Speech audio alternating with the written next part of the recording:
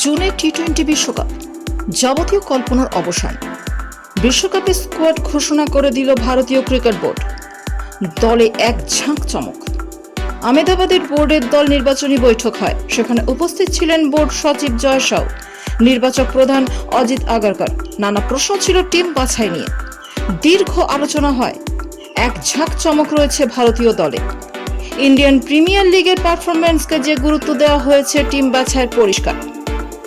ভারতীয় ক্রিকেট বোর্ডের সচিব জয় শাহ আগে ঘোষণা করে দিয়েছিলেন বিশ্বকাপে নেতৃত্ব দেবেন রোহিত শর্মা। তবে ভাইস ক্যাপ্টেন নিয়ে লড়াই ছিল দুজনের, হার্দিক পান্ডিয়া এবং ঋষভ পান্ত। ওয়ানডে বিশ্বকাপে ভারতের চতুর্থ ম্যাচে ছিটকে গিয়েছিলেন হার্দিক পান্ডিয়া। তাকে আর জাতীয় দলের হয়ে গত কয়েক মাস পাওয়া যায়নি। ডিওয়াই পাটিল ঘরোয়া টি-20 খেলে আইপিএলের প্রস্তুতি সারেন। ইন্ডিয়ান প্রিমিয়ার লিগে মুম্বাই ইন্ডিয়ান্সকে নেতৃত্ব দিচ্ছেন হার্দিক। নেতৃত্ব কিংবা ব্যক্তিগত পারফরমেন্স কোনোটাতেই ভরসা দিতে পারছেন না। বিশ্বকাপে অবশ্য তার উপরই ভরসা রাখা হলো।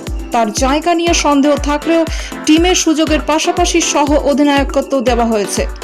বিশ্বকাপে স্কোয়াডের জোর আলোচনা ছিল উইকেট কিপারের জায়গা নিয়ে। দৌড়েছিলেন অনেকেই।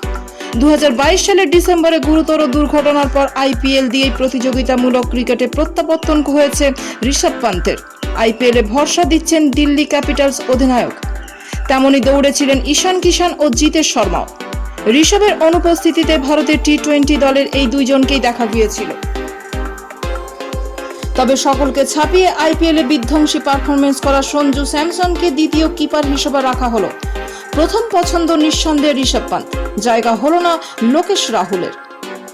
পুরো team: Rohit Sharma captain, Yashasvi Jaiswal, Virat Kohli, Suryakumar Yadav, Rishabh Pant keeper, Sanju Samson keeper, Hardik Pandya vice captain, Shivam Dube, Ravindra Jadeja, Axar Patel, Kuldeep Yadav, Yuzvendra Chahal, Arshdeep Singh, Jasprit Bumrah, Mohammad Siraj.